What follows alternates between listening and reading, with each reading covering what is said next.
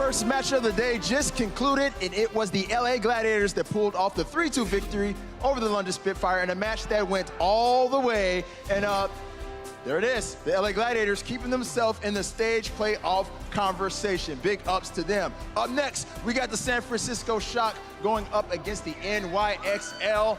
Both of these teams, they have a dense familiarity with one another. Back in stage 1, they were actually scrim partners. And then in stage 2, they faced off for the first time. The NYXL completely steamrolled them 4-0. But that was before Super Sinatra and Architect were in the lineup. So needless to say, they're going to be banging today. It's going to be a hell of a matchup. And I think we might have another one that goes the distance on our hands. So let's not waste any time and get straight into this one. Blizzard Arena, make some noise as I send it on over to Puckett and the boys at the desk.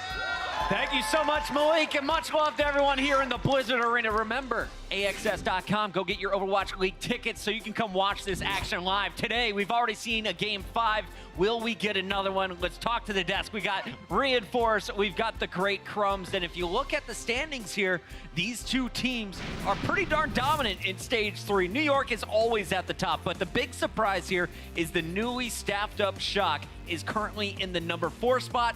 And here in Stage 3, it's the top 4 teams that make it to the playoffs. And today will be their biggest test because up until now, they really haven't played a very tough opponent. I mean, they beat Philly. Philly are pretty good. Hey, they beat Philly, but Philly was definitely exhausted after that loss. True. They played Seoul and Valiant, which they lost 0-4, but those have not been opponents that are of the caliber of the New York XL. And if they do it today, it'll have to be the DPS to see how they stack up against the New York's star-studded line. Absolutely, and speaking of the Shock DPS, we got an opportunity to sit down with Dante and Architect, 2 of their stars, to get their thoughts on how their team is making best use of the incredible depth at the DPS position. Shock, man, they are looking spicy right now. These recent additions, they are revamped across the board. This is one of the most entertaining teams in the league right now. Our DPS rotation at the moment gives us a pretty big advantage. Dante just hacks him to bits. What an all-star he's been. He cut Seoul in half. Sinatra brings to the team one of the best tracers in the league. He's like really aggro. Pretty valuable kill until Sinatra is there. Personally, I play like a way more passive style. There's a beautiful stick from Dante. No kidding, and then right into the kill on the AKM. I would say my favorite here is Sombra because not that many people play her. Dante, man, he just got so many great snags and great snipes. Baby brings a really aggressive style to the team. So there's some teams that don't really know how to deal with players like Baby. A total cleanup here, a team wipe, and Baby reigns supreme. I would say Architect brings a lot of flexibility to our team.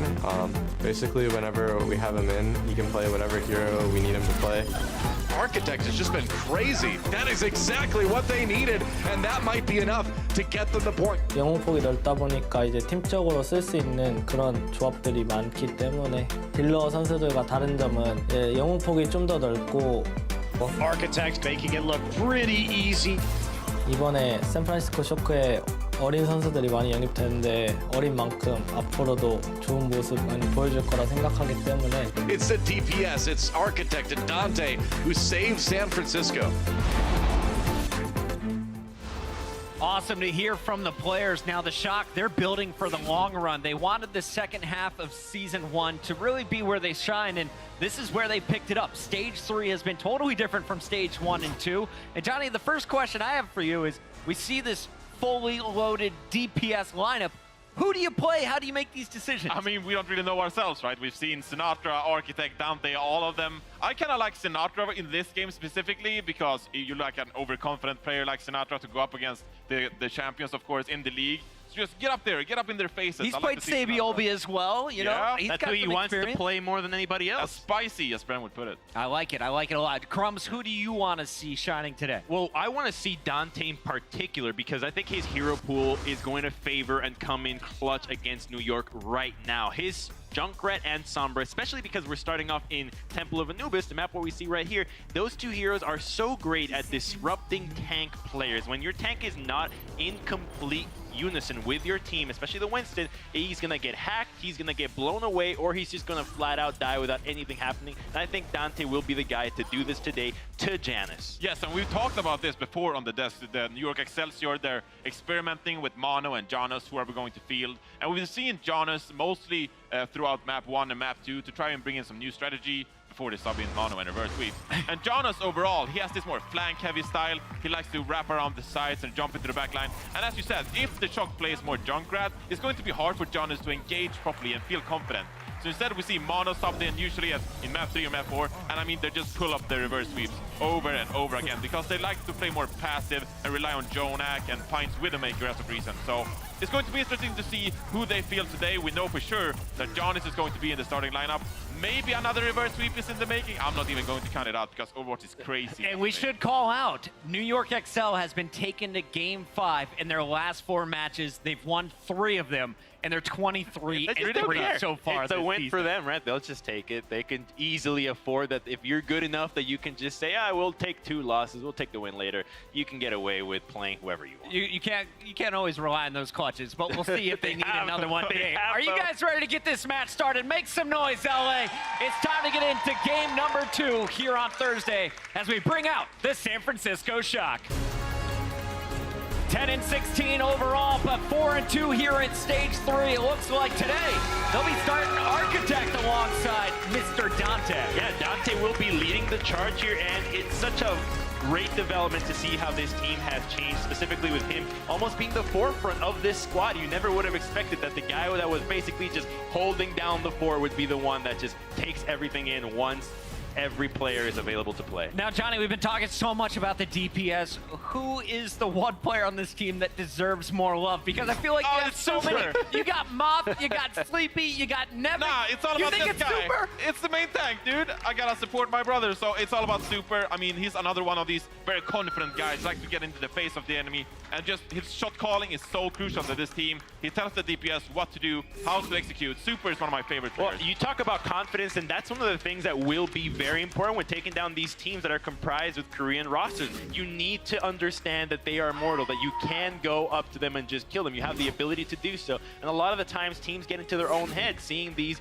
players that are always put on these pedestals. No, you got to go in there with that youthful, almost arrogance that will take you to victory. You already took out the number 2 team from stage 2 in the Philadelphia Fusion. How do you beat the number 1? Who's the guy today, Crumbs? It's Dante. Dante all day. All right, again. that's a look at the San Francisco Shock. It's now time to bring out their opponents. Give it up for the best team in the league. It's your New York XL.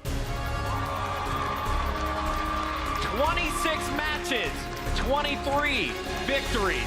5-1 so far in stage 3, challenging for that number 1 seed once again. This is the scariest team in Overwatch right now. Yeah, and even more scary because even if you go up 2-0 in the first 2 maps, they're just gonna reverse sweep you. It's never over when you're facing this New York Excelsior squad. So scary to face off against. They have so many styles. They can probably play the Genji here with Libero now on Temple of Anubis. Later on, they can rely on Jonak and this Zenyatta play. So you have to adapt constantly versus this New York team, and it's so hard. Definitely the most scary team in the league. And I'm in a bit of a pickle when it comes to deciding about this team, because right now for stage 3, yes, it is without a doubt their worst record when you look at the map differential, but they have been including Pine so much more into the lineup, and he has been bringing scary as well. Such a different flavor of Widowmaker that just means that now they have one of the best Widows as well that is on just available all the time. I think his map score was like 11-2, and you know that if things get dicey, he's coming in. John's looking fired up to play the Shock today, Johnny. Absolutely. And I think he's going to be shutting down the Shock with these flanks again, get onto the back line, and disrupt the San Francisco Shock. So maybe it will be San Francisco Shook after this, I don't know. Oh, he slipped it in. We got it in the broadcast. Andy Miller's smiling. I see you, Andy. What's up? Let's go. We got New York. We got the Shock. The match is ready. Are you guys? Make some noise as we send it backstage to our casters. We got Uber with Mr. X. Thank you very much. And I guess if we're celebrating Johnny reusing one-liners, I guess I should start doing it as well myself. But he's right. The San Francisco Shock definitely have a big task in front of them. And it's the NYXL, a team who, while having, dropped a couple of maps or matches even here and there, are still looking good. The Shock team does know NYXL pretty well, though. They were scrim partners early on in the Overwatch League. Some of the maps in this series are from all the way back in Stage 1 when they were scrimming a ton, so they probably have an idea of what they like to do on some of these maps. The meta, from Stage 1 to now, obviously has changed a little bit, but you look at the map pool, you have a lot of the Stage 1 maps in there. I think, the meta, like I mentioned, has changed a little bit, but a lot of these maps, you bring back in the Widowmaker, you bring back in Junkrat, it feels kind of the same. And the Shock kind of have everything they need on a map like this. You know, a while back you might have said that they might have struggled juggling some of their DPS obligations or making sure you have the right people in the right roles. But now, obviously, with Architect having joined this roster and the flexibility that Dante's shown us, by the way, with some of the best Tracer stats in Stage 3 in general, I think it's top final blows, top eliminations for him. So. I mean, I think what they've gained, obviously, since that point is obviously Moth comes in as a main support. He can play that Mercy at a high level. I think you still would have had a top Widowmaker, back in Stage 1, right? Baby Bay was pretty good on the Widowmaker back then, but the thing is that Architect can also play Genji at like a world-class level. Baby Bay can play Genji, but I think Architect is like another level there, like up towards the top echelon of Genji players. And you have Super as the main tank now, obviously much more aggressive than how Nomi plays. So it's a big difference in terms of pacing here for the Shock. I mean, bear in mind, Architect's hero pool resembles that of Baby Bay's very closely. He also has an excellent Pharah that we see come out on those control maps. So here it is. The NYXL are going to hold themselves up here on the Temple of Anubis with that Orisa composition.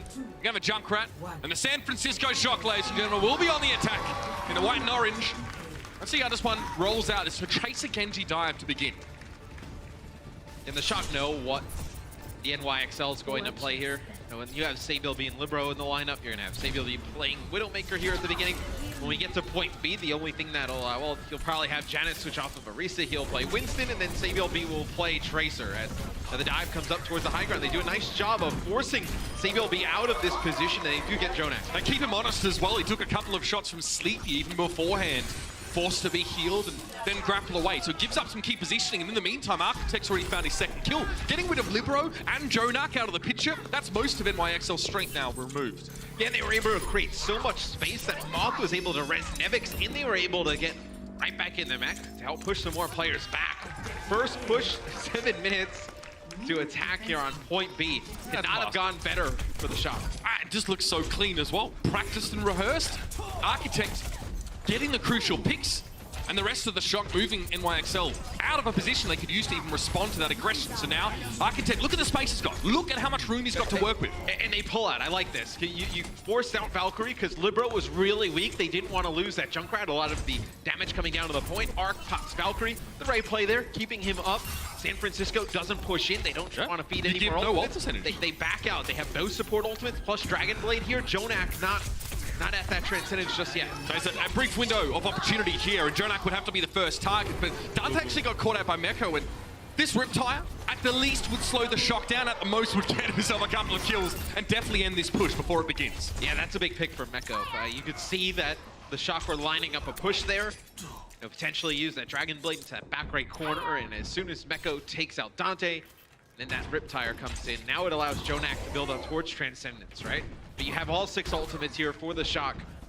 So you see NYXL, they're playing really close to this front choke because they want to make it costly for the Shock just to get through the choke, and then they'll play the stall game out on the point. The Shock need a lot of value, Matt, out of Sleepy's Transcendence in this next fight. Moth has already used Valkyrie, so they get aggressive behind that extra healing mobility, but Nevix has already gone down in this fight. It's fair enough, he's brought back to life, and then he just gets the remake now, so they're kind of lacking that initiation, I guess, robustness from that D.Va. No!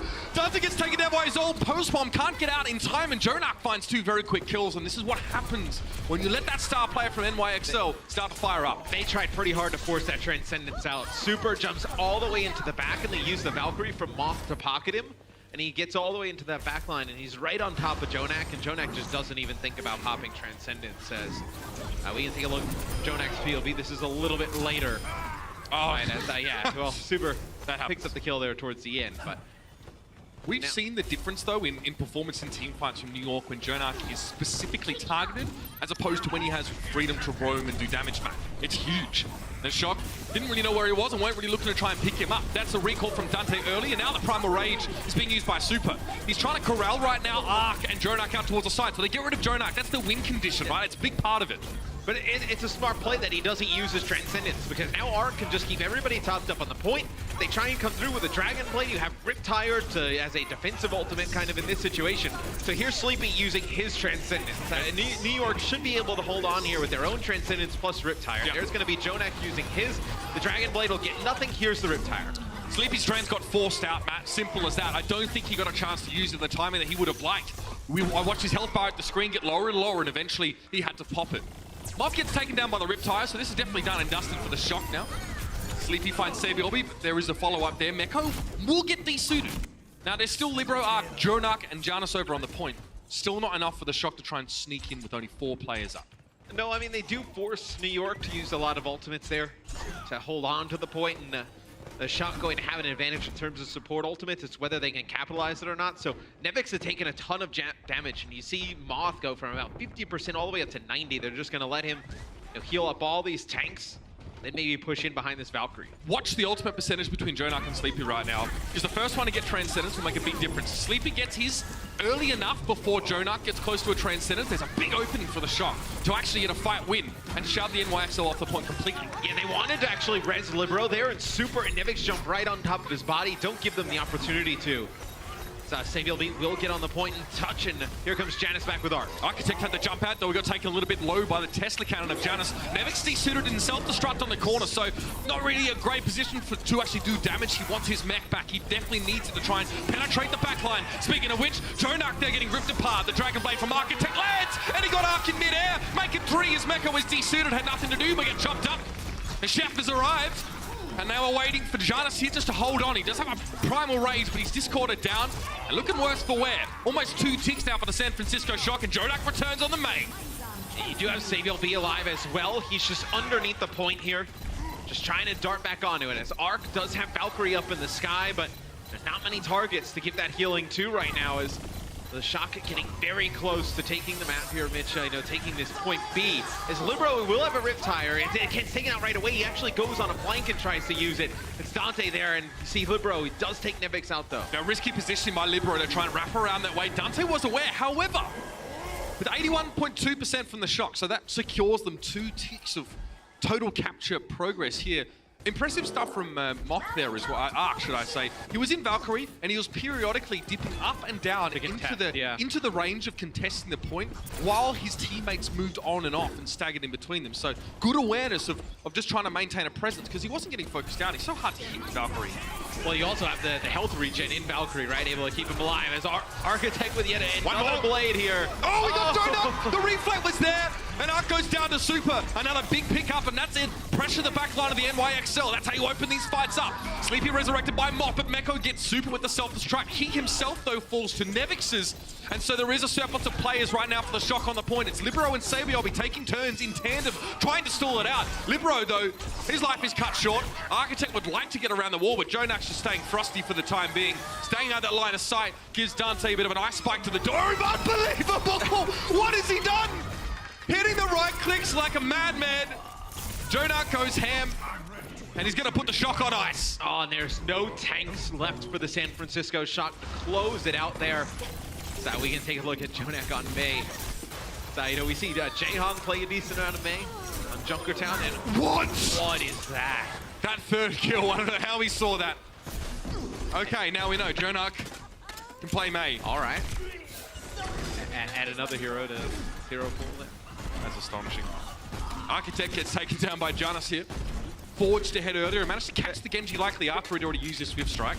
Remind you, the Shock had 7 minutes here to attack point B. This is an insane hold from NYXL. Not going to have a great opportunity here towards the end as well. I mean, Valkyrie and Riptire available for NYXL, plus Primal Rage. You're going to have Primal Rage and Transcendence. That's about it there. And I mean, Transcendence doesn't really mean much when the other team has a Riptire. I mean, I've got to say, Jonak, Meko specifically have had an excellent round on this defense. We're talking about the May switch, but that wasn't even the big stuff from him. His Zen's been fantastic. Janus down early. Let's see what this Riptire gets. Libero's trying to make sure it doesn't get picked off, but it still does. That's 2 down now for the NYXL. The Riptire being removed. Janus is brought back to life, though. Doing that big tank, a lot of value when resurrecting that high health pool hero at a late stage in the fight. Meko's in trouble, but Janus comes through. It's a backswing in the fist. Gives him the strong hand, and Architect is no more. Sabiobi's low, but drops on towards the mega health pack and finds Sleepy. This is beautiful from the NYXL, Matt. Stringing these kills together and keeping it alive. Nevix is trying to distract away from the fact that Dante is hanging on to life by a thread, but he's eventually removed himself. Nevix will get popped out of the mech. He's done. Overtime now, getting very close, and Moth's trying to skate his way through. Not gonna happen, though. 87.3% to be specific on point B for the Shock. With 7 minutes to get point B, not able to do it.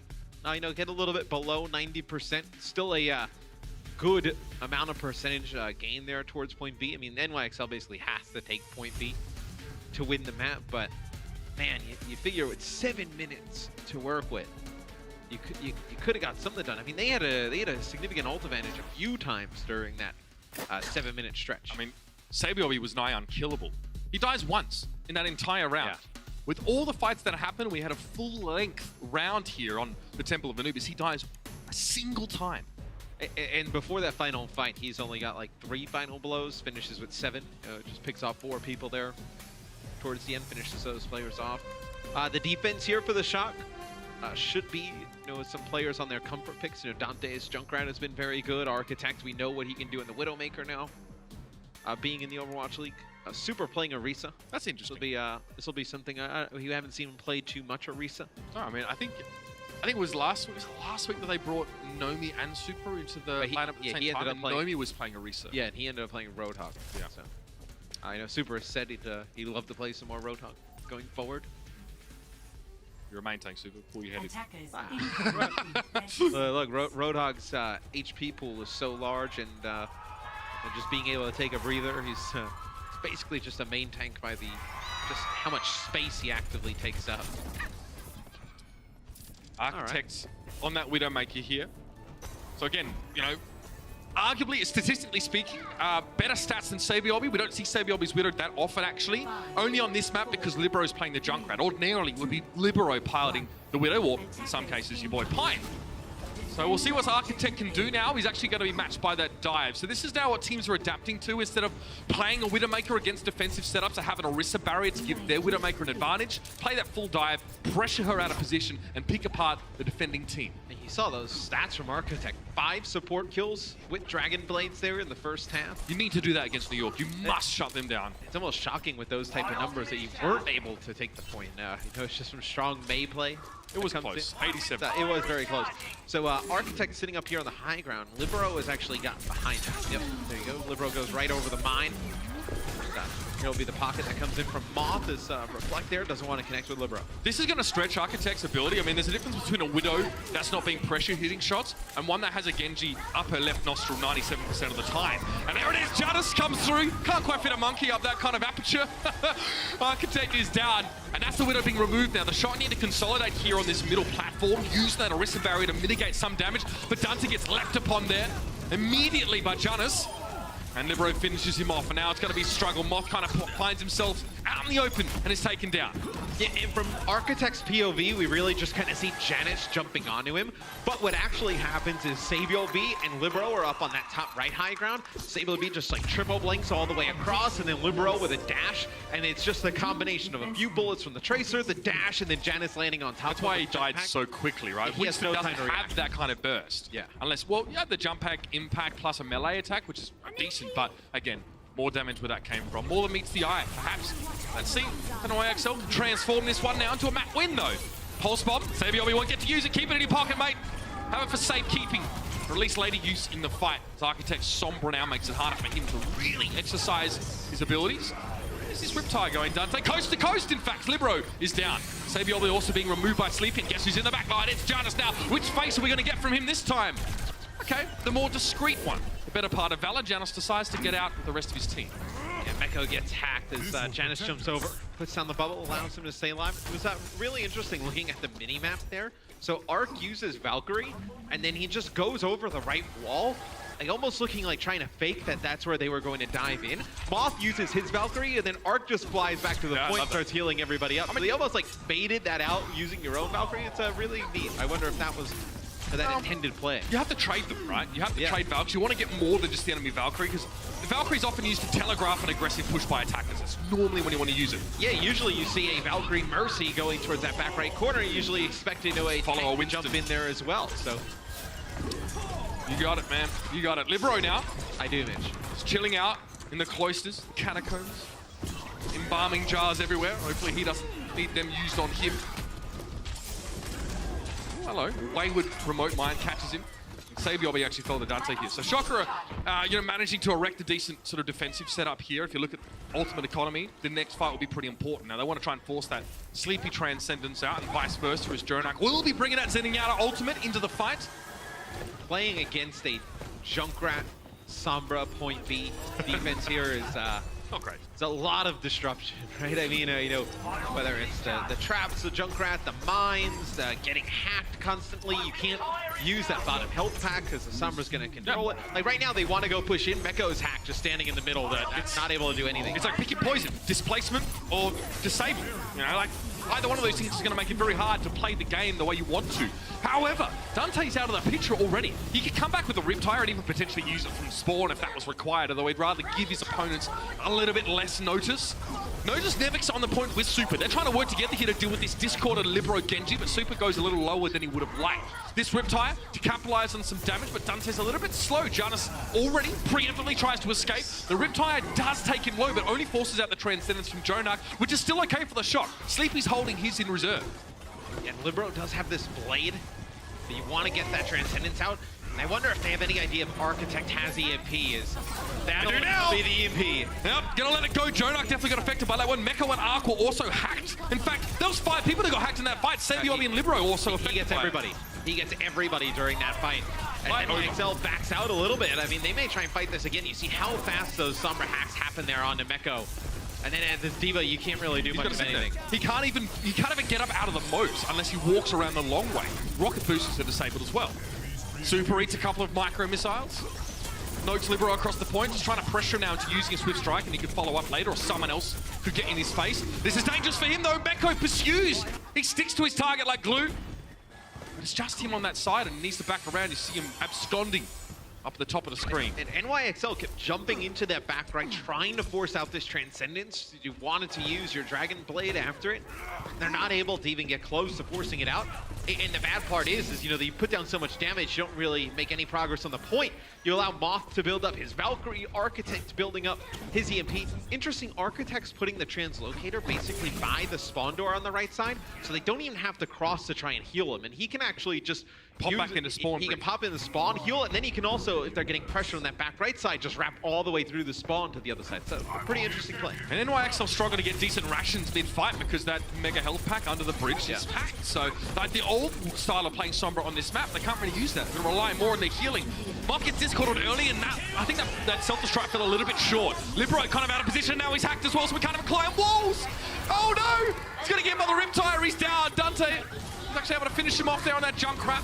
Nevix is still taken out of his mech, and that's a pulse bomb that is stuck to Super, but he's being healed by Moth the whole time, and Sleepy now bringing in the heavy healing artillery. Also, Jonak's Trans getting forced out by Super. This is good. The San Francisco Shock are pressuring the back line of NYXL into making decisions they just don't want to make. Jonak and Libero are down. 1 minute 40 left in the round. Yeah, I mean, Architect has been devastating with these hacks and EMPs, right? He's got 11 enemies EMP, 21 enemies total hacks. So hacking 10 enemies there makes it very difficult.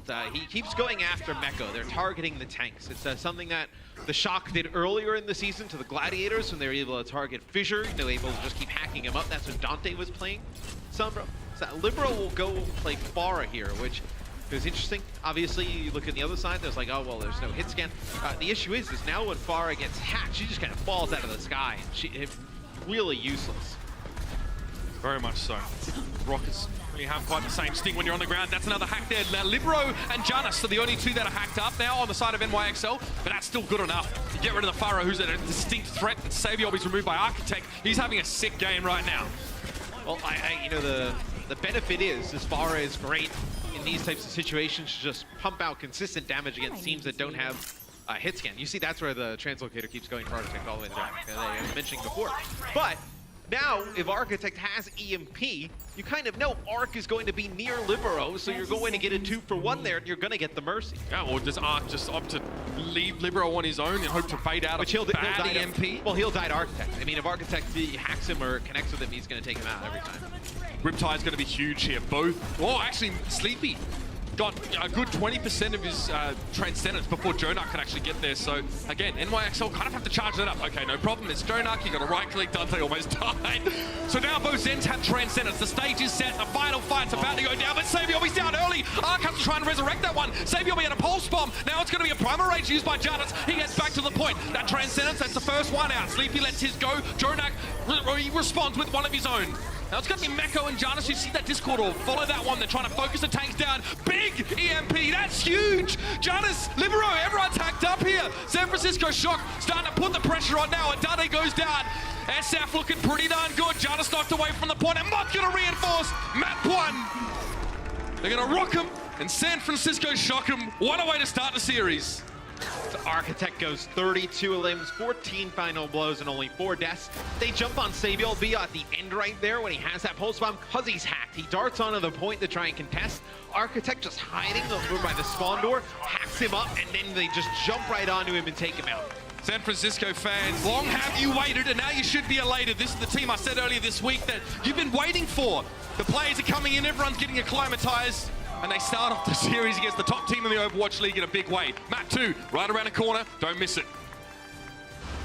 The Overwatch League is brought to you by T-Mobile, America's fastest network ever. Omen by HP, the official PC and display of the Overwatch League. And by Intel, the official computer processor of the Overwatch League.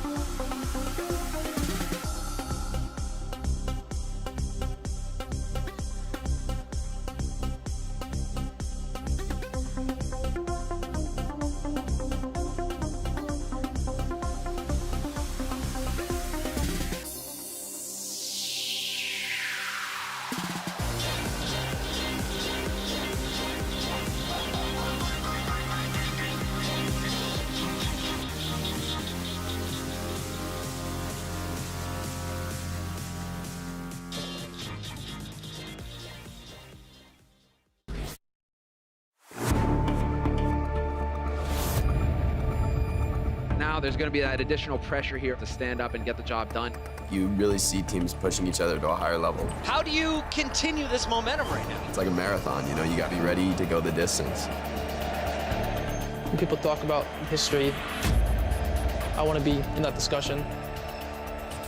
It is something that takes an incredible amount of skill to be the best at.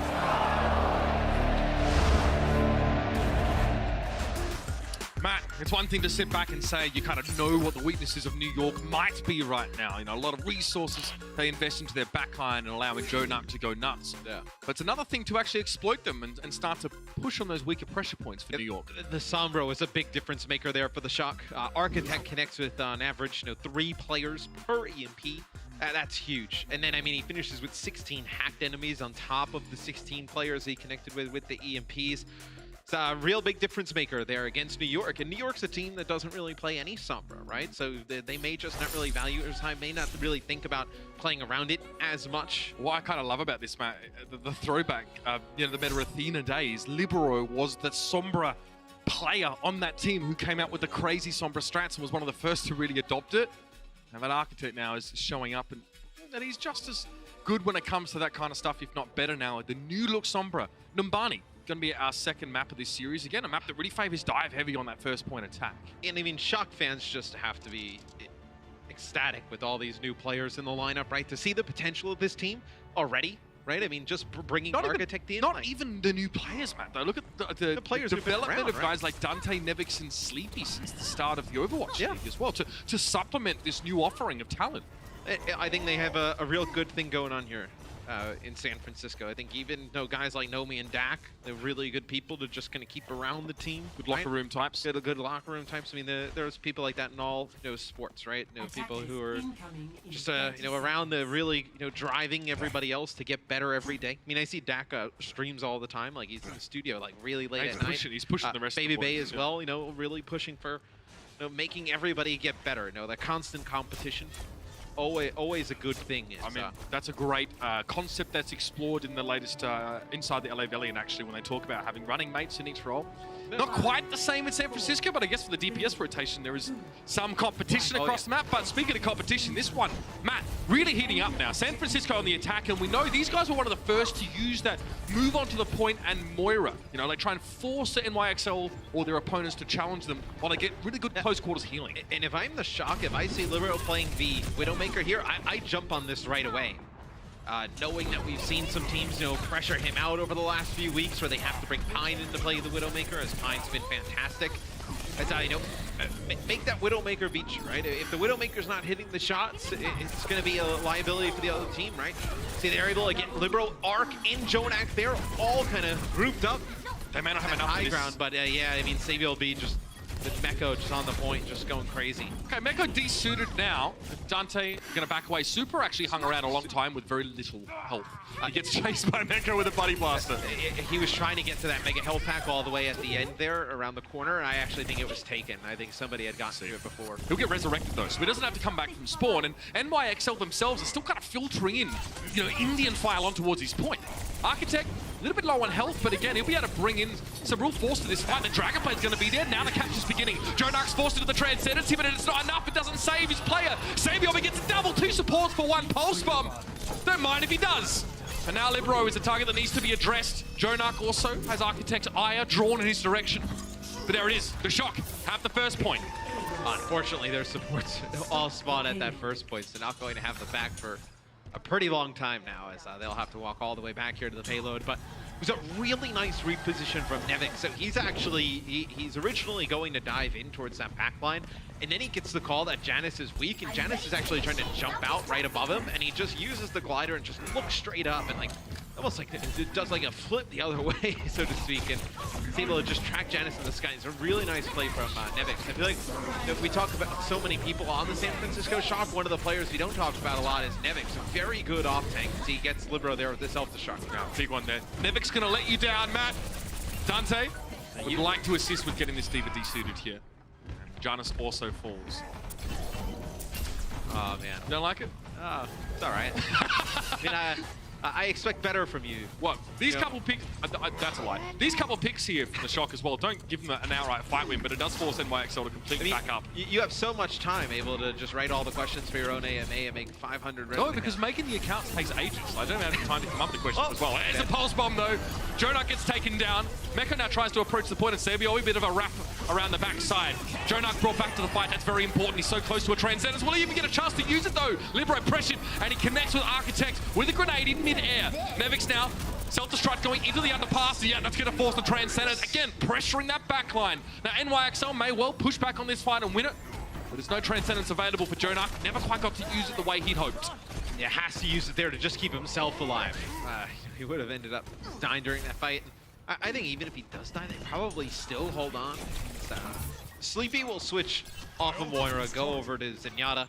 So you want a little bit more damage with the Discords. Also, you know now that they've just used Transcendence, you're not going to put yourself that far behind in terms of Zenyatta Ultimate, right? So you can afford to make a change at this time. I mean, Matt, we've known each other for so long. You know the rules, and so do I. It's all about who gets that first Zenyatta Ultimate. And charging that up quickly is important, even if Sleepy's behind right now. It's a couple of right clicks, or, you know, he could be right back in this one. But Sabi will be wrapped around and got the one clip on Moth as he was trying to resurrect there, so no good. Was he caught in a trap, sorry? Was that what happened with... Not too sure, he was standing still. So. And I think the main difference when you see Sleepy and Jonak is obviously, both players very talented at long range with Zenyatta. I find when it gets those close range battles, that's where Jonak really shines. When those players get up in his face, that's what I think separates him from the other Zens. Like, Zens like Sleepy and whatnot, right? They can pick off these kills at long range. So sick, but it's like when the flankers are in their face, that's when they struggle. Jonak, that's where he almost starts to get a little bit better. He'll take those fights and he'll win them quite often. So, Sleepy's in a bit of trouble here. Sabi always got to pressure him down. Good response from Nevix there as well, always there. Dragon Blade from Architect, cut. Oh, painfully short as Libero connected with him there with a remote mine. We're watching Sabi over here just causing problems, so he had very few deaths, especially in that sort of first half on Temple of Anubis. Hard man to kill. And Nevix will be let alive long enough. NYXL don't mind playing with their food every now and then. And they're going to switch off the Genji. It's not exactly... I mean, it's working when they were running Widowmaker. The issue is Architect trying to use these blades and go into the backline, not with a really ton of help. You're just going to get blown up by the Junkrat. I mean, so many ways that Junkrat's able to take you out as... NYXL, they use both support ultimates, Mitch, during that fight, but you don't really feel too bad because you have Riptire, right? Riptire just kind of equals out all, so to speak. Architect needs to be very careful. Janus, for example, Meko, or being dived on, or being smashed by Jonak. And it's safe to say the shock had stalled out a little bit. They were very close to taking point B, just ahead. And then were pushed back there by the forced Transcendence, in all fairness, of Jonak. Sleepy has Trans, Jonak does not. I'm going to harp on that a little bit this game because it's very crucial in these fights. This Riptire could be nasty. Libero's going to let it go. Now, has Architect played the Halloween special much, Matt? Can he deal with this? Sleepy will do it easily enough. Oh, but it's going to be Jonak way downtown. I mentioned that. I mean, this is what Jonak will just hit those nutty shots from up on the balcony. I mean, Dante playing Sombra here. I've not seen him be able to hack anyone. It seems like New York playing a little bit further back. To be a self-destruct that gets launched on him by Nevix, just trying to buy them some space. Oh no. It'll be the Primal Rage from both sides. Here's Architect using a Deadeye, not going to be able to get anything with that because pushed all the way back. Yeah, I mean, getting displaced while using Deadeye is pretty bad for McCree's because you move so slowly, slower than the tumbleweed to come across the screen, and that's easy for Libero to catch Architect out. His Junkrat's been so good on the stage. Honestly, this area, that can be hard to make good use of it given how open some of these parts can be. Transcendence, EMP in over the top, Libero, Sabiobi, Jonak, and Meko all hacked. In fact, Arc as well. What a perfect EMP, and here's the follow-up. I'm not going to ask where it is because it's pretty easy to see. Libero needs to land this Riptide to try and put this one to bed, but they're being pressured out very heavily. Super down, resuit here for Meko. That's big. Nevix taken down. Can't really get involved now as that Diva. Dante getting knocked across the point. Janus is there. He's really lifted in terms of his performance from previous games, and overtime is done. The biggest thing for me for New York is the Junkrat on defense. That was such a difference maker there as San Francisco was trying to move from point A to point B. Never really able to get by the Libero's Junkrat. Towards the end there, Moth is going for a res. It looks like things are going in San Francisco's way. When that EMP comes down, 5 enemies trapped in the EMP there that Dante was able to use. They try and go for a res after onto Super, and it's broken up by Libero. He's able to take out Moth with a remote mine, then get another kill. 3 of Libero's Junkrat kills have been on Architect, and that has accounted for 3 out of 5 of Architect's deaths in that round. Every time he tries to go in on Genji, he was just getting taken out. Right? Whether it was a mine, it was the trap and then the mine. And conversely, Sabiorbi comes out with 9 final blows to 2 deaths, lowest in the lobby in deaths. Is he ever bad? No, he was, honestly, he was a little bit quiet on Temple of Anubis, I feel, at some points. He definitely got shut down to a degree, but again, trying to play into a Junkrat as Tracer is hard, especially on that second point. It's just I think he just prioritizes his life so much more than a lot of other Tracer players. Like, he just stays alive for so long, and like if a fight's lost, he just gets all the way out, or he just kind of lurks around. He never puts himself in a real bad situation. It's never like how many times that I'm trying to think of some, but how many times have we said like, oh, Sabielby's the first one dead in a fight? Where it's like he goes in a little bit too deep, not able to finish something. Well, it's not because Jonak kills someone first in the fight. Yeah, it's really Jonak's already killed somebody. Yeah, I mean, true, but I feel like when he plays Tracer, you rarely ever see him like go in on his end, and you know, he always plays like very smart, pretty safe, always stays alive. I think with a lot of the exciting Tracer play that we see from like guys like Striker, right, where he's just like going crazy. The really smart, cerebral play of Sabielby kind of gets lost a little bit. It's like one pick per fight consistently without dying, right? Even if you lose the fight, you still survive. So what's in the blueprint for Architect here? Playing that Widowmaker in the same way that Libero did.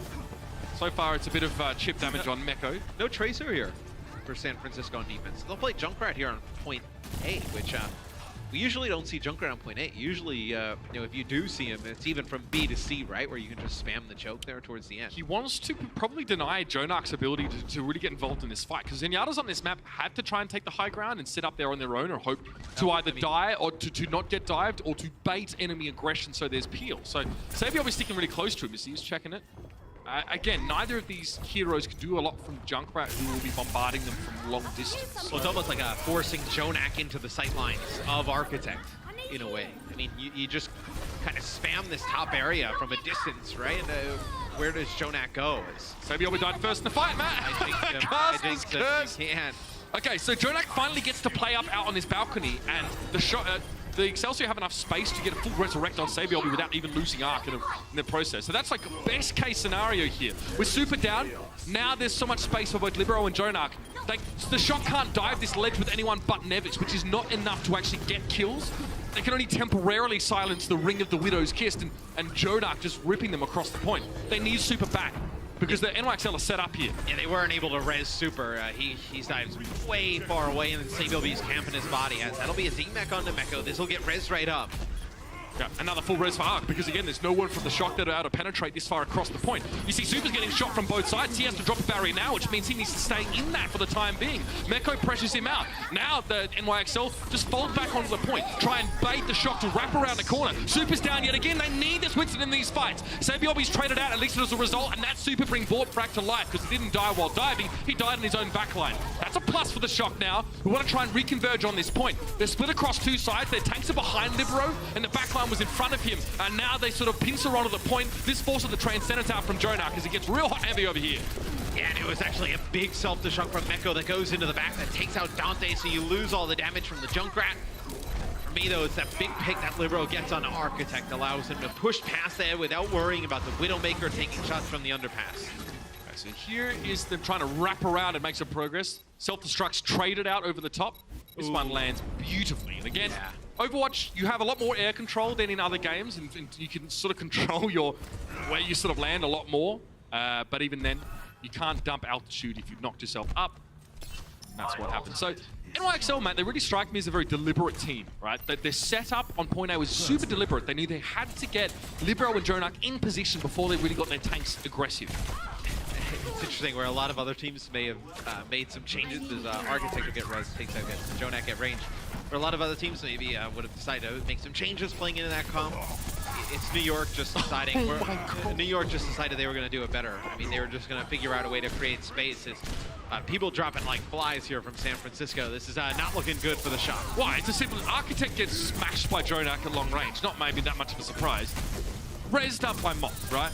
Then Dante gets smashed by Jonak at long range. Guess there's no resurrect. Guess we lose the fight. San Francisco have to give that one up, and that's it. It's a box of victory already. NYXL plowing through them. Dante goes down to Libero, and Sabielby gets the bomb in. It's as simple as that. And the NYXL fire back across the bow.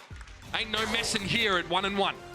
You're not going to win many maps like Nimbani with only 17 kills there for the shot guy. NYXL played a very strong game in map number 2. Maybe a little bit of a wake-up call after map number 1. Took the shot a little bit too lightly. Sabielby, 15 final blows there. And nobody else on the team really close to him. It'll be all tied up 1-1 going into halftime. Let's hear from the desk right after this break. If you're in the Los Angeles area, come experience Overwatch League live at Blizzard Arena. For tickets, check out access.com.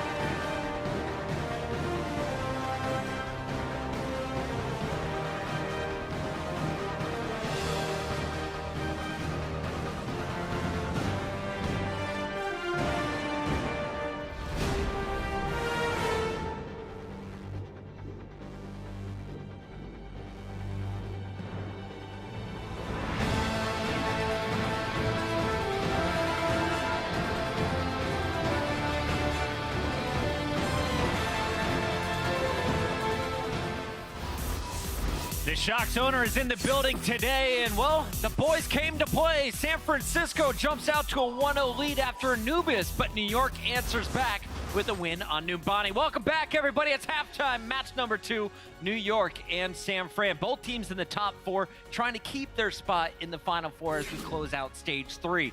So far, pretty tight series here, John. Yeah, I mean, looking at the overall standings, I don't think we would have expected the San Francisco Shock to actually get a map onto the New York Excelsior, and this match might overall be a lot closer than we initially thought. Let's take a look back at our first map. All right, here, let's roll it. Let's see how we got here. Crumbs, walk me through this first stage. What were we seeing from the Shock early on? So from the Shock, we were seeing a very almost like stubborn attack onto point B. Both teams had 7 minutes to go at this one, but they were just not able to crack it Jonak's out. May, man. His May was insane, but I think what really surprised me was Say Biobi. They did not have the ability to take him down. He was able to stall out these points more than he should have been allowed, and I think that's what really let New York hang in this game. However, San Francisco did come up with almost 2 points. Yeah, I mean, 87.3. You don't even complete the map, but you hold strong on defense. Yeah, and like Matt said, of course, 7 minutes hold, that's insane. But then on defense, you play the Junkrat, you play the Sombra, and you make it hard for the New York Excelsior to actually get these. They're going for Numbani, and we see more of the dives coming out of San Francisco Shock. Actually quite successful at first on point A. Dante running that Tracer for the second map as Architect switched up onto the Genji once again. Now, you said Jonas and Mono. Keep your eyes on these tanks throughout this series. What do you think of Jonas's performance? Well, on he played better, right? Because I think Jonas' style sort of fits better versus the more dive teams, because that means you don't have a lot of Junkrat on you. You don't have those traps to be wary of as much, or the Sombra hacks, really. So when you're playing versus a Genji and Tracer, I think that Jonas fits better, and I think we saw more of that on Numbani. But then on Anubis, it's very close cornered. There's a lot of Junkrat, a lot of Sombra going on. So Jonas playing better versus the San Francisco Shock than is done in the previous games, for sure. All right, now as we take a look back at our maps, let's break it down individually. We talked about Dante, the Shockstar DPS player, and his impact. Would he be running the Sombra? Would he be on the Junkrat? Well, we saw him on Tracer. The Sombra, though, being played by Architect today, at least for the first map. Absolutely, and it was the big difference maker for me, because it made it so hard for the New York Excelsior to kind of play their style. They want to poke the tanks, etc. You had to pick. Either you go hard in the backline, or you have to play so safe around your team. Because Architect on this Sombra, he made it so hard for the New York Excelsior to play their style, really. And I think it was a big reason why they actually came away with the Temple of Anubis. 13-0, didn't even die once on this Sombra. And you can see the enemies hacked and enemies EMP'd. Quite heavy stats, actually, if you put them in context. So Architect, one of the reasons to why San Francisco Shock won Anubis. And to follow up on that, I was talking with Monty downstairs, and I asked him, you know, how big of an impact is Sombra on defense? He said, well, watch this Primal Rage. And you saw Jonas activate the Primal Rage. The hack comes in and shuts it down. The monkey has 1,000 health, and he's really just charging up ultimates for the enemy team because he can't go anywhere. You hate to see it. Big plays coming in on the defensive end. Shock get game number 1. But game 2, it looked like the Shock had a missed opportunity on Numbani. Where did they mess up, Crunch? There really was. So I have an insights powered by Intel here to show us exactly what went down. And to start things off, you got to look at the time here. So it's 3:14 and nothing has happened yet. This is a particularly slow push out of the New York XL.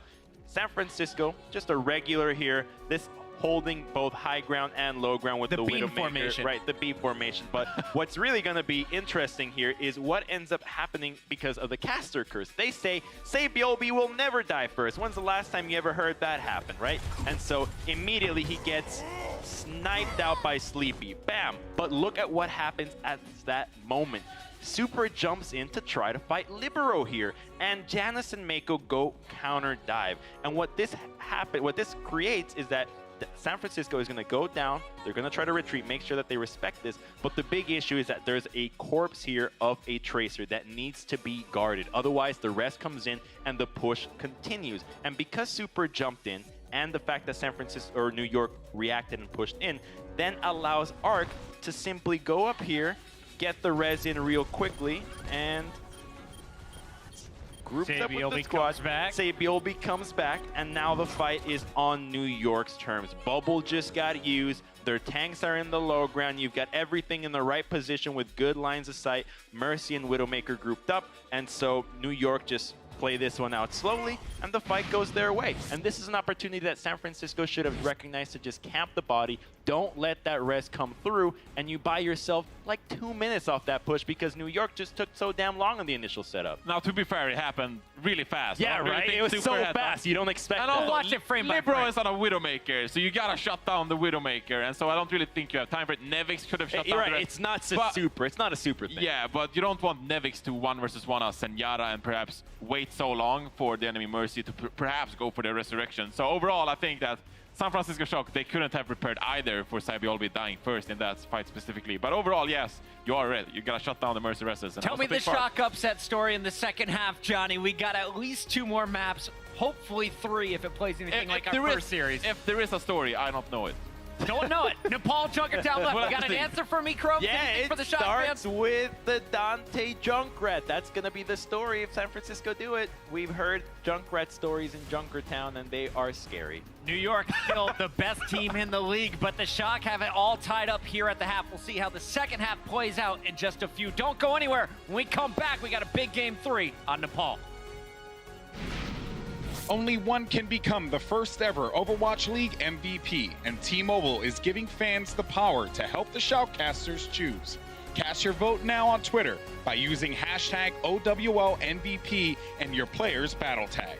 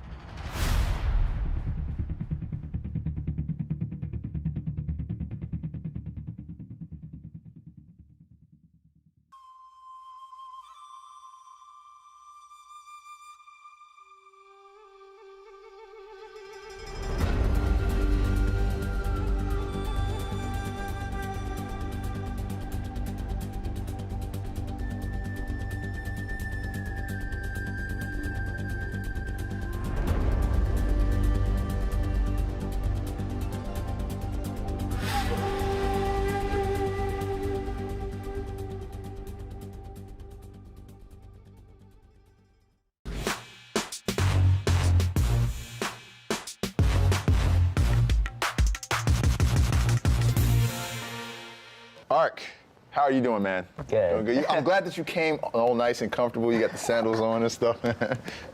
All right, man. So in terms of support players, is there anybody that you look at and you go like, this guy's really good. I should take some inspiration from what he's doing? Yeah, I'm the one who is like playing the really different style from any other merchants. You're the innovator. Yeah, so like, I just try to like. Hey man, talk your talk. Just say it. It is what it is. No, I just try to like investigate myself. Would you say there's any type of like rivalry between NYXL, the London Spitfire, and Seoul Dynasty? I think we had some rivalry between London until stage 2, but they failed to come into the stage final. So I think it kind of broken. After you guys won the stage 2 title match, did you like take your winnings and go? We actually got like sushi and you splurged a little bit. I think it was like $1,000, I guess. Wow, Yeah. what? What? Okay. You guys are doing it big then. Yeah.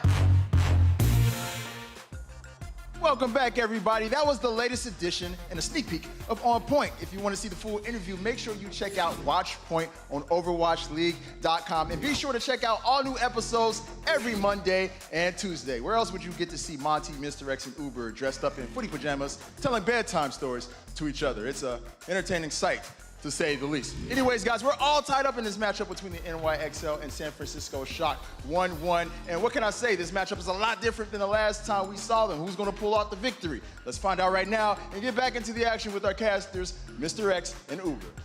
Kind of hoped that episode just got buried in the sands of time. I enjoyed that episode. I don't know, but we gave you the worst looking onesie actually of them all. Oh, it was horrible. They actually made us like lay down in sleeping bags on like the set, which was not comfortable. We've had a ton of fun with watching. I'm tell you what, like Seoul, want to go back and listen to Little Red Rouge Hong because there was a lot of good insights for them to take forward. But we're talking about New York here and SF.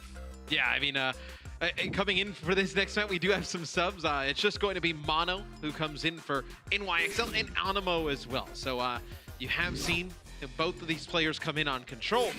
Animo comes in for Arc. Mono usually stays in the game from here on out, and then they'll usually bring Arc back in for that final map.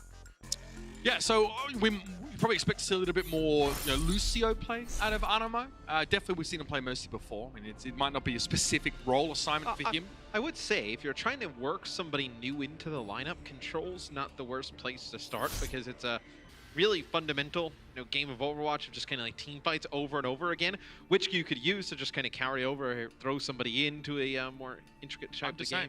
You put Mono in the team, right? You know, we've seen that happen before with New York when they want to try and avoid reverse sweeps or potential losing scenarios. I'm just saying, 4 out of the 5 letters in Animo's name is spelled Mono. And in fact, you put them together, it's Mono, a Mono.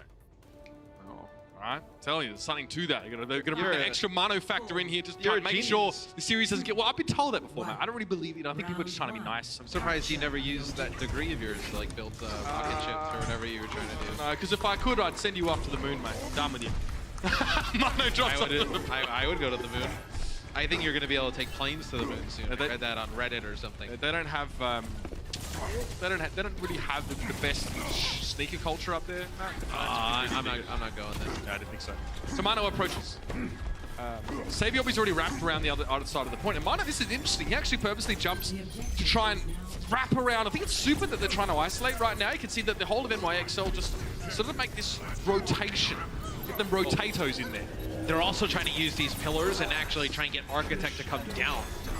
If you would have just kind of pushed straight up, I mean, there's so many vantage points where you would have been able to just lay down rockets onto the point. NYXL does take the point, and now they just back out a little bit, right? It makes it very hard for Architect to get an angle on some of these players. Jonak, again, with this kind of setup, he has quite a lot of space, and his flanks are relatively well protected. I mean, he checks both stairways. And yeah, I like that idea, man. I like you bring that up about Architect sort of being forced into a compromising position if he wants to interact with NYXL like this. And you can see it's what he does. He has to fire on the point now, which is definitely not really how he would like to play this, but he's close and he has that barrage here. It's a transcendence now from New York. I mean, if you don't have hit scan in like a 76 or a McCree, you have to force this far down from that vantage point because you have nothing that can deal consistent damage on Torture. Unless you want to sacrifice Meko. If you sacrifice Meko, then you don't have anything that can protect your support. Since Meko will use the self-destruct, he'll get taken out though before anything can happen. That'll be a pulse bomb there. Ends up going right on to Mono. They take him out. NYXL though, they've got a decent amount of the point here. They no, they're right there as well. Oh, there it is. Architect comes in with the 2. Nicely done. Animo falls, and you notice that Libero, for a moment, maybe as he comes out of that animation after Riptide gets taken down, there's like a second or so where he actually can't act. Sort of like the same issues that Mercy had after her initial resurrect, just kind of prevented from moving, because he just stood there and copped that second rocket. Couldn't do a thing about it. I mean, he used the Riptire there because he's going to switch. He was going to switch to either like McCree. So he's happy to just stand there and take it, right? Yeah, I mean. Gotcha. Well, what's the worst that happens is pretty much what does happen. I mean, the best is he gets like 1 or 2 kills with the Riptire, and then you're able to extend some point even longer. I mean, they already got to 50%, right? Yeah, considering they were playing a Junkrat against a Farah, that's pretty good. You'll take that, yeah. You get counted in composition, and you're still ahead in percentage, so good signs. Dante is down, so Libero has already made his mark on the battlefield, and he and Architect are currently embroiled in a fight to the death. Claws, wings, and everything. And the Moth could be in trouble there. That Discord put him very close to death. But it's Mano and Meko, the tanks that are really starting to cut the swaths here. San Francisco Shock being buffeted around the point, and super. Not much you can do about that one. NYXL back in control. They have the comp that they want now. And the onus is on the San Francisco Shock to show us something special. And you know, one way to counter the Farah is just keep getting in that Farah versus Farah battle. Don't let that free damage come down. So you see Jonak trying to shoot some orbs up the sky. Usually you would just discredit that, right? There's no way that just leave the Farah. I mean, with Jonak, he takes those fights. You never know. I mean, Jonak again. Yellowfoot in the room. Now, to be honest with you, Sleepy hasn't been able to shut him down much in this particular map, or anyone. He's had so much space to move. See, now Dante's trying to rectify that. Pressure on Jonak. Now, Super follows up, and it was actually just Super, I think, so he now doubles back to the point. Sleepy's Transcendence is forced out, but Mano's taken down by the pulse bomb of Dante, so this is good timing. Jonak brings a Trans into a fight where they're already at a man disadvantage, so not as much value as he would otherwise have had. Mano's brought back into the fray after the fact. Architect still catches Libero before his opponent Meko can actually get in his way and body block with the mech. Love to see it. Meko now is removed from the suit, and the San Francisco Shock can regain control. Not a moment too soon, man. And that was a sick play from Architect. I mean, he's able to put enough damage into Libero that it forces Animo, who's using Valkyrie, to go out to try and heal Libero. Then Meko comes out to try and use the defense matrix. Just the shots from Architect on the Farah. I mean, his first game in the Overwatch League, it was not the best of performance, but since then, I mean, he has been lights out. It's Farah. Very sharp. Even in his debut game, Shock ultimately lost his impact on Ilios back then. Definitely couldn't be denied. So Meko's taken a lot of initial damage here, and he's actually playing separate from Animo until just about now. See the Mercy's return. Meko's remained at low health for most of this time in Dante. Target acquired. Sees Jonak. Well, this is really nice from the Shock, because Valkyrie's used here by NYXL, and they just back on out and now get their both support ults. All they have to do is contest the point here. Now the push will come through. Double Transcendence in over the point. Libero is forced to back up to the back right-hand side. He does have a barrage available, though, and look at this. Good response by Nevix now, forcing the Primal Rage out. Manu had to try and stay alive. He was discorded. And look at this, in the sky. Can he catch Libero? That will be huge! He gets him, but Sleepy and Super have already perished on the point itself, and Nevix now has to try and make up for this. He's got the self-destruct, but he's lacking the teammates, and perhaps they don't have the pushing power to get this done. Architect needs to reach for the big button on his desk, and Mano goes down. Barrage connects. Self-destruct here for Meko, and Nevix gets out of his mech as well. Both of them will resuit and rejoin the fight. Sabiob's trying to get rid of Architect around the side. He took a couple of pot shots at the airborne Farah. Wasn't able to connect, and now his pulse bomb might be his other option he needs to go for. That's the barrage from Libero. Gets the D-suit on Nevix and removes the pilot. Oh, that's huge, because NYXL can't leave the point here for a second. Super almost got them off of it there with Primal Rage. But New York picking up the kills here. It'll be Mono, Meko, and Libero on the point. 4v6 at the moment. Architect down to Mono. This could be all going south, and it does. New York grinded out, but I tell you what, San Francisco pushed them to the very limit. Again, that barrage was quite timely from Libero. You don't always think about being a barrage just solely used to remove a D.Va and a mech from the round as an overly, big or impactful, but it made a huge difference there. And just the damage just split more evenly on the side from NYXL. So, yeah, Dante finished with 27% of overall team damage, and Architect finished with 28%. The next highest comes in with Nevix at 16%, sorry. For NYXL, so you had Libero at 20%, Jonak at 23%, Meko at 21%, Sabio at 24%. Like, just split even all the way across. It's an interesting round in which Jonak is about 100 away from having top damage on his team, but has 0 final blows. Sleepy managed to get 2 himself, though he has vastly less damage than Jonak, about 2,000 less, which is 40% by comparison. Jonak not able to get them finishing blows. 2 more deaths for Sleepy though, so obviously some more time spent in the respawn, coming out of the respawn. So here's the wrap. Again, NYXL decide that they don't really want to opt into fighting from the prescribed starting locations on this map. Dante, oh, he gets himself out of a jam there. He almost got pulled off. Manages to use that remote mine just to give him enough air to get onto the point safely. Lovely little adjustment. Still falls to Libero though. Remote mines for all and sundry, and Dante is returned to the fight. Care of that resurrection. Sabiobi gives his position away, yeah. He's given it away if he, in that first shot. A lot of spray. It's just the pressure though that he puts on, being in this back area, right? Sleepy's getting really close. He had to do that to interact with the point. That's the thing. I mean, if he stays back in the corner, he can't do much, and he can't keep his harmony orbs on people because they time out if you leave line of sight. Yeah, but now he's like being pushed all the way to the opposite side. It's dangerous for him, right? Really odd. I think he's in a good position. Yeah, these two teams have actually swapped sides. Yeah. And NYXL, they're patient, deliberate, right? Mano's down to Sleepy though, he's going to be resurrected here. Halt, does it interrupt the resurrect? No, it's a second too late. And Animo is able to bring Mano back. I mean, I kind of understand, Sabil be going on the flank. Bringing everybody kind of risky, as it'll be Riptire from both teams. He gets the Riptire and Dante as well. That's like best case scenario there, right? I think so. I think there's no other way you're going to get away with it. Animo there, briefly very vulnerable as he was pulled up above that Orisa barrier that he was taking refuge behind. And Architect was looking down the sights, but enough to see Sabioli remove him. So, 68% for the shock. Good start. The NYXL took a long time to actually execute their game plan here, which is to wrap and try to get behind the enemy Orisa. Maybe they just gave the game away too early. So now, both teams will have their support ults coming out of spawn. It'll be Architect who uses Infrasight. Don't have the Riptire to combo with that, but you'll be able to see where everybody's playing at. You'll be able to set up a nice play here. It'll be Nevix using Whole Hog, trying to force the players back. And it's going to be Dante from the side room on the right, trying to push through. Look, you're so vulnerable as Roadhog when you're using the Whole Hog. You can't take a breather and mitigate damage. You need to be pocketed, and Moth was doing just that. But he wasn't able to keep Nevix alive.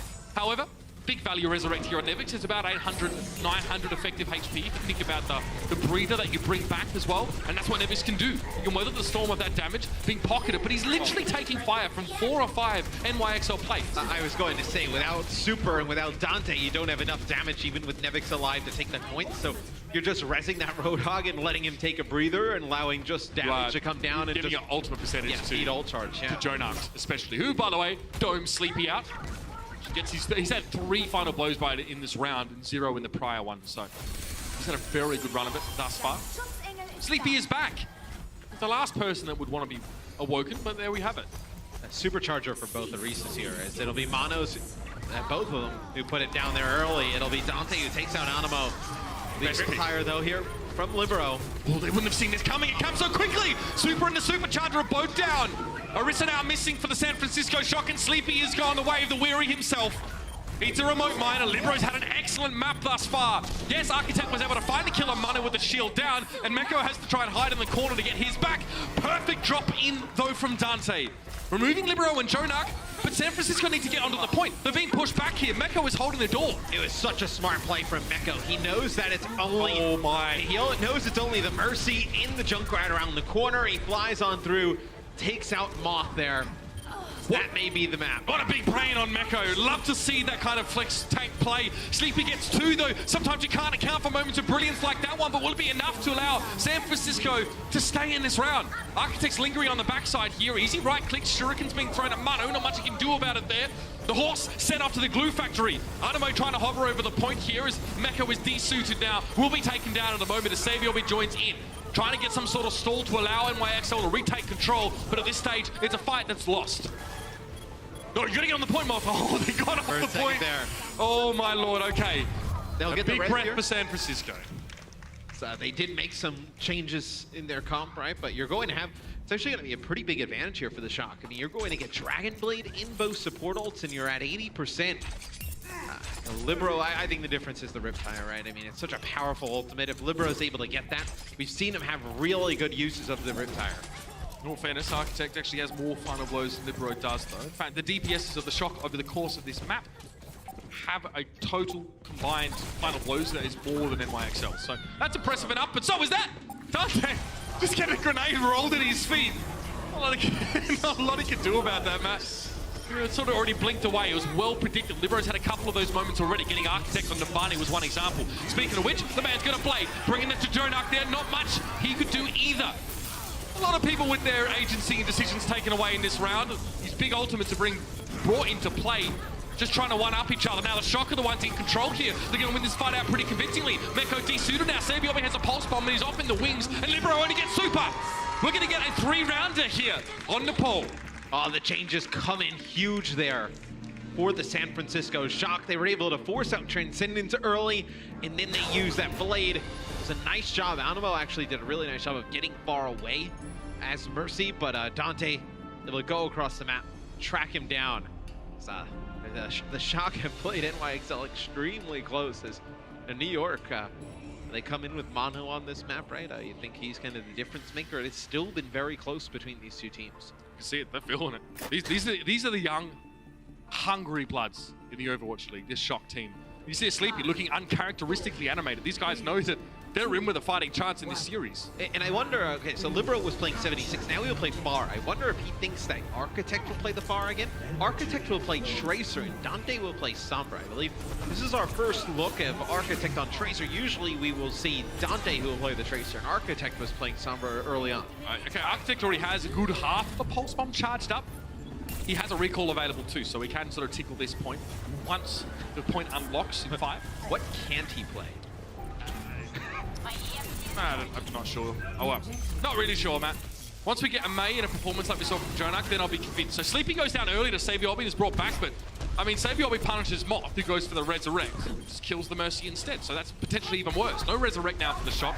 Sabiobi got himself into the cookie jar, Matt. They managed to wreck the backline. Tough start to the fight from San Francisco. Pretty hard to recover. Yeah, they do get a D-Mech though onto Meko, and you still have some players here. So Libero will fall. They may be able to flip this point, but Sabiobi takes out Sleepy. That'll be a tough one for the Shock to swallow as Sabiobi takes out Nevix as well. I feel like after losing those supports, it was just an elongated stagger by that stage. Well, I mean, they did have a chance for, if they did keep Sleepy alive there, I mean, you were going to have Moth coming back and then your tank. So an EMP that's used by Dante. Two-man EMP, so that will allow yep. Super to get both of those supports with ease. That's exactly what you want to get. Super's going to be grinning from ear to ear now, knowing that the Zed he's trying to kill is not being pocketed by the Mercy. Dante, that's an insurance policy right there. He'll send that translocator back around behind Meko if it needs to get out of dodge, or chase in this case. That's the way it turns out. Meko is ripped to shreds. Another hack being brought out here onto Mano, and he can't really do too much except flail in futility. They have not been able to get Libero out of the sky, though. I mean, Libero has just been able to put down free damage. Architect now goes over to Farah to kind of respond as Jonak will use Transcendence as New York wants to fight this Mitch already at 50%, and they're going to have a self-destruct to stall this out even longer. 2 hacks in the same fight for Dante. Yes, please, he says. Jonak goes low. His shields are stripped away, and he gets pinned up against the wall. Nevix doesn't give him a chance. Libero, close quarters barrage. It's 2 against both of the backlines. Both teams are now missing all of their healing, all of it. But Dante still stands strong, and Meko is removed. He sees Libero hovering a little bit close to the ground, and he finishes him off. What a fight, but it's a long one. And NYXL have been in charge of the point this whole time. They come out at 72%.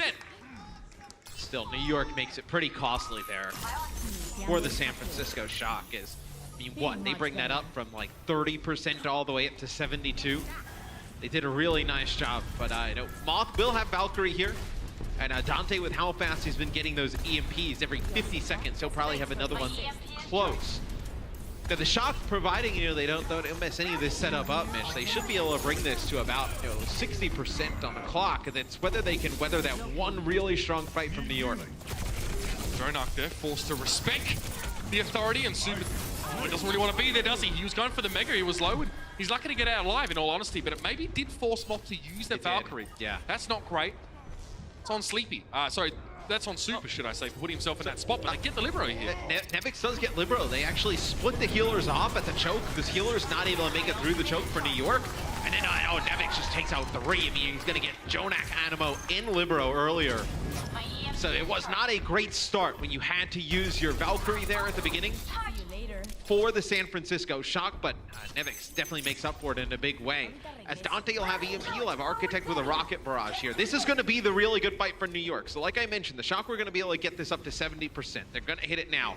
It's whether they can weather this fight. This fight is going to be the difference. Jonak is going to be very nervous about it, that Transcendence, because if he sees Dante come in, Dante can force it out so easy or just get the hack. Now he gets Meko in this one. Not a huge EMP from him. It's enough, though, to give them the mech. Yeah, but they use both supportals at the same time. Now Sleepy will use his Transcendence, and you see Super doing a nice job just putting pressures on the support, forcing them back. I like that from Sleepy, though. As soon as he props Primal, it's just for survival. He gets back to the point. He knows that the main objective here is to keep the NYXL off San Francisco's turf. Now, Jonak gets the better of Sleepy here, and Dante's down. This is nerve-wracking times. It's only Moffa, Architect, Nevix, and Super wrapping around the point here. Dante's back in the fight, and they definitely need him. But Architect hasn't really drawn blood on Libero in that battle for the skies, and he's getting close to a barrage himself. They're going to lose Super there. I was going to say, that's going to be tough. You're going to have to wait even longer now. Oh, Libero! Libero takes out Architect as well. As Dante gets on the point here, not going to have an opportunity to flip it. They'll just draw some players back, getting some more ult charge, getting closer towards another EMP.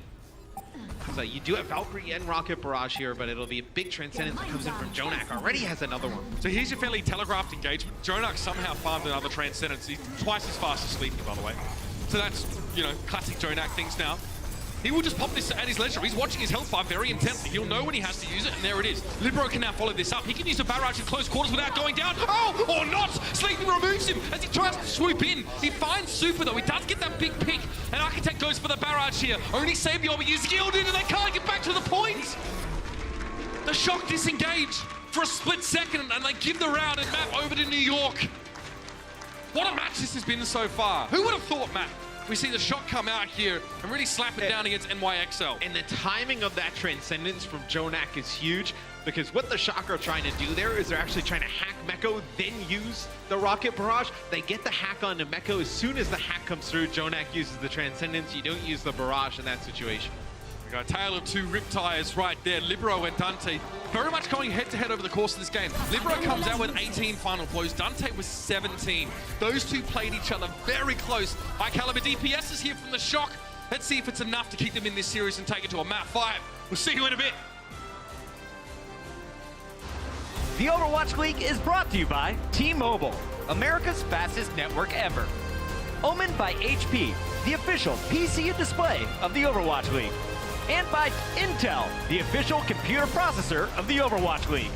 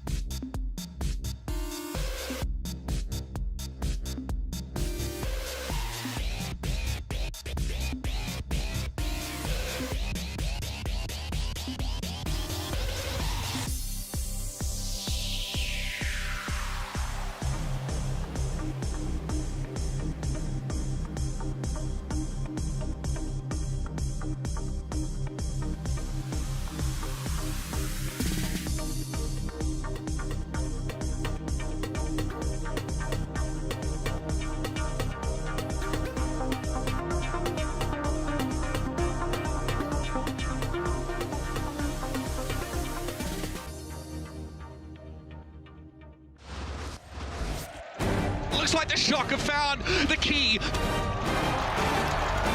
There we go. NYXL lock it down. And the Shock, you better believe it, get around them. Big plays coming in here from Libero. Oh, Sinatra! Everything is being committed to this fight by the NYXL. Self-destruct comes in. Oh, it got pulled! Wow, that's so filthy. Mano has been subbed in for NYXL on that map number 3, and honestly, recently we've seen a lot more Janus for New York rather than Mano. So of course I talked to New York during halftime about their subbing strat, and they told me that, you know, they kind of split their team in preparation for each week's matches, but not in an A and B squad, so they don't really keep the players together, but they do it very map specific. So they have individual players practicing for specific maps, and then of course there is also the whole performing influence. So if a player is performing really well during scrims, he will obviously be seeing some more playtime on stage than the other players. And so far, Janus has been working out really well for them in the scrims and also of course on stage, but yeah, it's still anyone's game, right? We don't know who's going to be subbed in or out for map number 4, but we will be finding out. X and Uber, please take it away. Thank you very much, Zoe. Yeah, we haven't seen Janus subbed in late in this series, so normally obviously he starts those first couple maps. And here's the thing, I said this on Watchpoint earlier this week, the NYXL have played quite a few best of 5 series, right? 5-map series recently. They usually have Janus in for the first 2 maps, right? Bear with me. They usually end up with winning by reverse sweep. Yeah, so that will tell you, Mano comes into the game in the second half, he makes a huge difference. Yes. I mean, he has played more with this roster overall throughout Overwatch League, and you can see specifically in Stage 3. Now, the map record, you can see how big of a difference it is with Mano. I mean, 14-3 compared to 7-7. Hero damage, obviously, 5,300 to 4,500. It's a huge, I mean, all the numbers here favor Mano in a big way. Obviously, they're going to favor him when they're winning so many games with him in the lineup, but you can see he's a big reason why. And here is one possibility, right? Bear with me here, is that NYXL, they're at the top of the table right now, not in stage, but in season in general, and they probably do want to give both of these tanks a good run and prevent them from burning out. I mean, that's why we see Pine coming in, and they have a healthy rotation even with their main support. You saw Animo playing there for Arc. Nomi!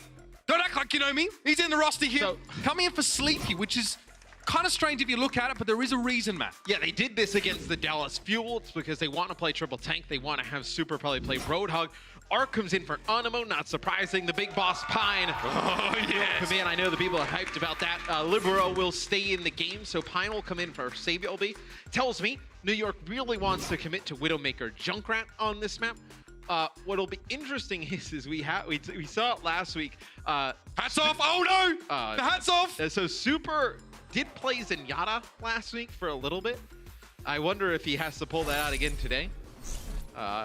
Obviously, a lot of people at the time thought it was just the thing against Dallas, like, oh, let's bring Nomi in for fun. We're winning the series, but clearly it's a strategy they want to use. Yes. Now, you might be right. Again, and we talked about the Orisa player on this particular team. It might be that Nomi's just feeling more comfortable on that role, or maybe more proficient. We know that Super's an incredibly good Winston player, and Nomi's more of a defensive tank player than Super is. He likes to be more of a peel-oriented player, so I feel like, if he was playing Orisa on this map, it would suit him fairly well. I don't think we'll see the Super Doomfist, even though I'm sure Matthew would love to pop off on that one.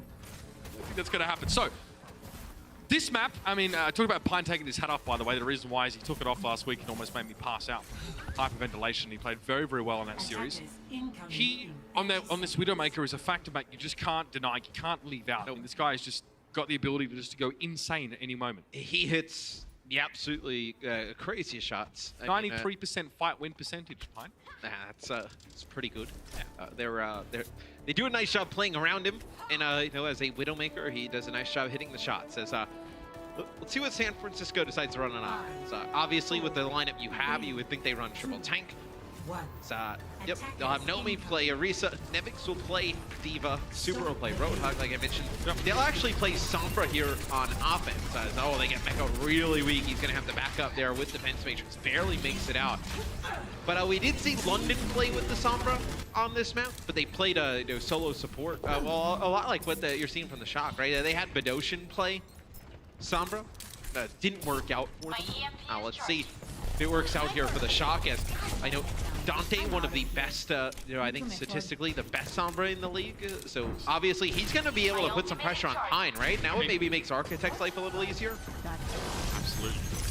Statistically also one of the best tracers, but I think when he did play tracer, like a lot of his stats come from only a very short amount of games, right? So he didn't actually play. His sample size is a bit smaller on that hero.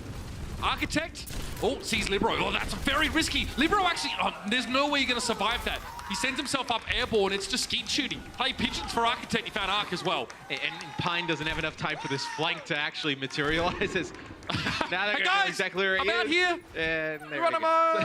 It takes one shot and then dives off the side. But notice me, please. Real good first fight for the Shock. Goes in their favor. They will take point A. So here's where things start to get dicey for New York, right? Is you only have this one big support ult to keep you alive. If Dante connects with an EMP, you may not get a chance to use it here through stage 2 of the map.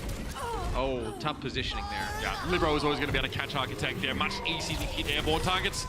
Okay, Libero gets to flex out a little bit now. And very, very hard for Moth or anyone else to escape from that one. So the Shock have to eat some humble pie for the time being. I wonder if they have any idea that Nomi on Orisa. No, Nomi's not on the flank on Orisa here, guys. It's Dante who's actually behind enemy lines now. The translocator, only 10 seconds left. This could hurt. Now, he'd really like to... Jonax are playing Zen on this map, by the way. He often plays Hog. Pine's hacked, so we can't run away now. And then Dante can follow this up with an EMP. That's a lot of people hacked up. 5 people hacked. Libero, the only one who wasn't affected by it. Nevix brings the house down.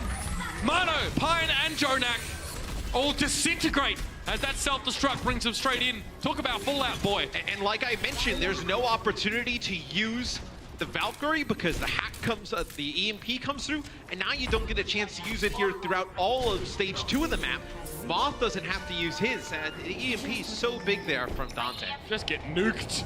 5 players hit with that EMP. Yeah. The only one not hit was Libero. And he was in cover in all fairness, but there was no way that the rest of his team were going to be able to get away quickly enough from that lovely combo. So Architect, what does he want to do? Does he want to so you're going to use this angle now while the door's open. It's about to shut, and he'll step inside the door. This is kind of the best angle that you have as Widow until you move up a little bit and have access to the higher platforms. Let's see now, Architect. Yeah, that's right. So Architect's definitely up there on Widows on Junkertown, and he needs to be in this match. Look at that, Mano and Jonak down. Now, where's Arc? They need to try and prevent this resurrection coming through, and they got it. They stopped the res. This could be a landslide victory in this fight. Architect shuts down Libero's Riptire. This is big for the Shock. 4 minutes and 40 seconds on the clock, Matt, and they're still barreling towards the end.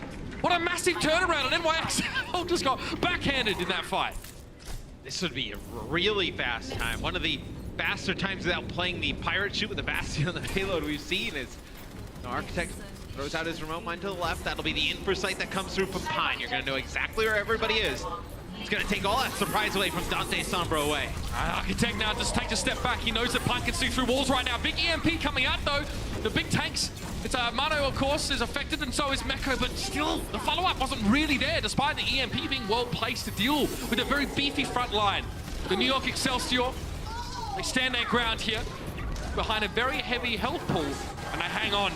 3 minutes 55 left in the round, and that was a close call. Yeah, I mean, it was an EMP that only connected with 3 players, but in the position that you're in for New York, Rayla just standing it. Okay, here we go. We're going to see super play Zenyatta.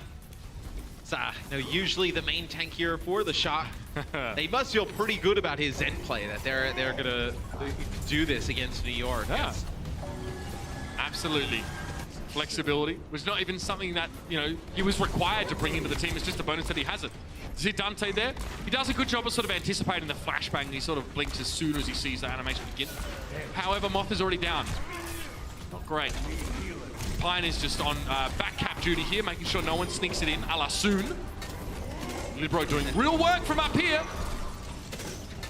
And once the changes come in for the Shock, that's where you see Pine go over, and he'll play McCree, and Mano will play Winston, and Jonak already with a Transcendence here.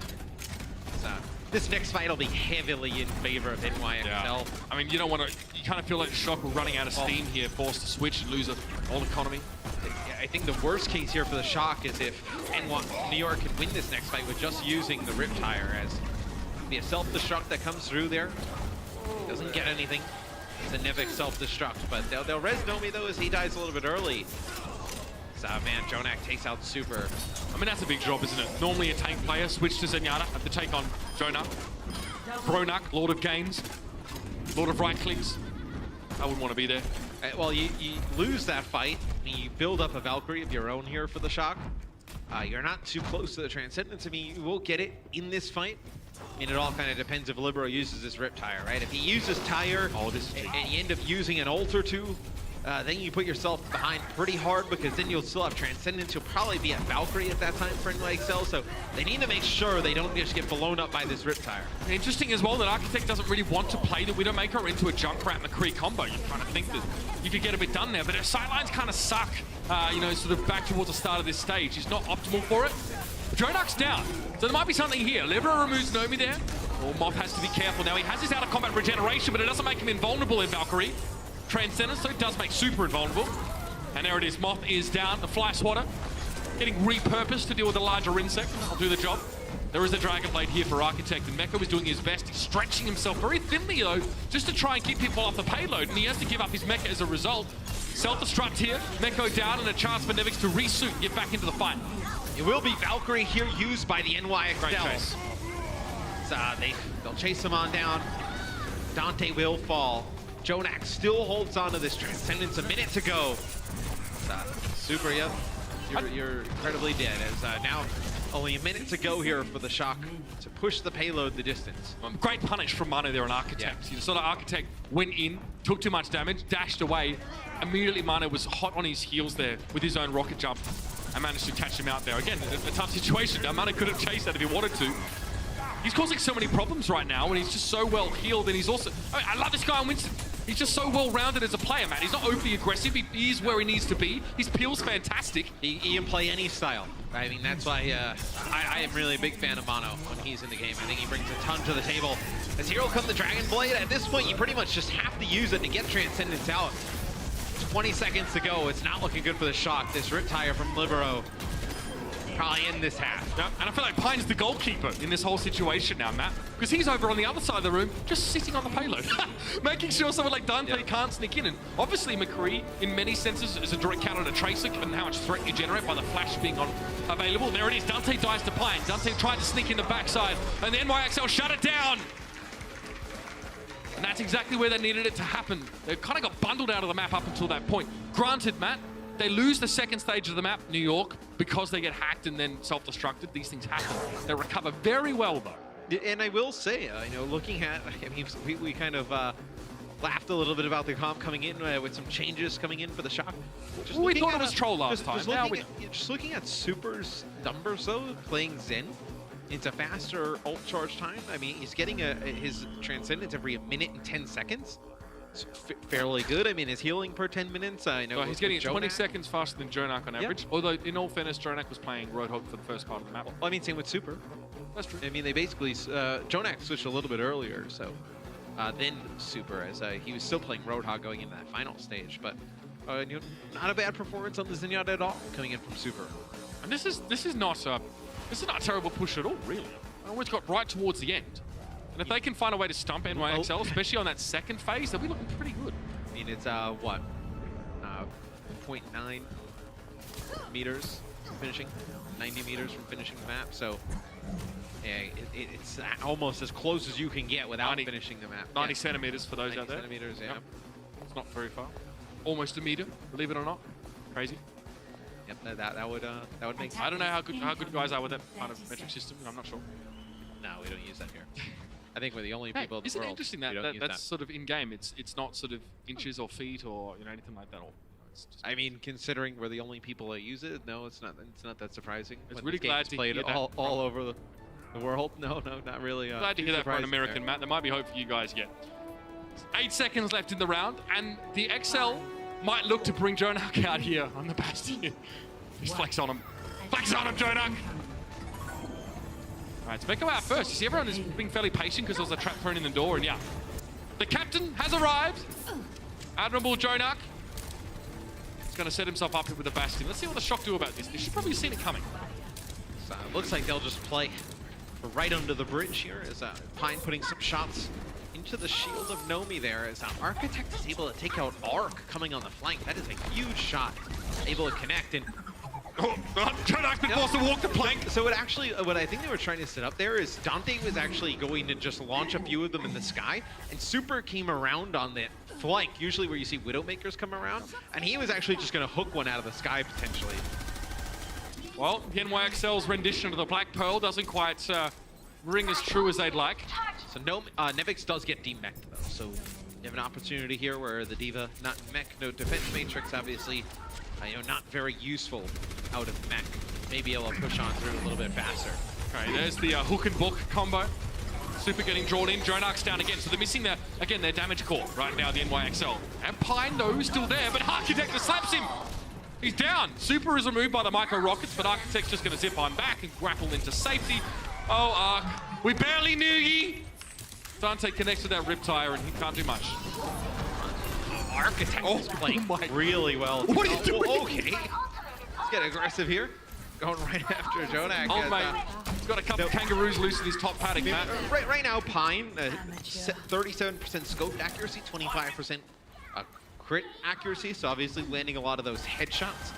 Architect on the other end, a higher scoped accuracy, 53%, only 9% crit. So really just going for those body shots to try and finish these players off. Pine has that infra sight here, and NYXL want to try and go for a flank. Now, this is all well and good, but someone has to push the payload. So if they get caught up here, if they lose the fight, they have to wrap back around. This is not something you can commit to for the long term. Oh, this could be nasty. This is going to force NYXL inside the house. That works for them, but now Jonak comes in with that tank configuration. Who's he looking for? A lot of damage on Super, but he and Nomi can just sort of absorb a lot of that one and fortify their way through this. Jonak gets nothing done. He just hits big bodies, and now he's being forced back. He's in deep trouble. He's trying to heal himself up there. Quick soldering iron effort there. Pretty common in the outback of Junkertown.